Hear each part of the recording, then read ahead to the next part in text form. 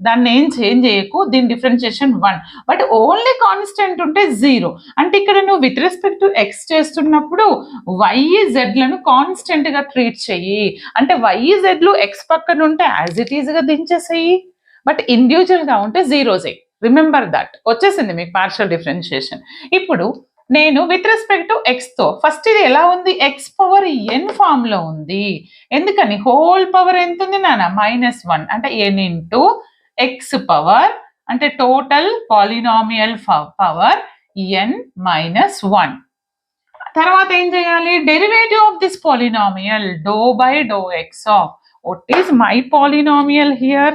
My polynomial is x² plus xy plus y². Done. అప్పుడు ఎంత వస్తుంది నాకు ఇది, ఇది -1 x² plus xy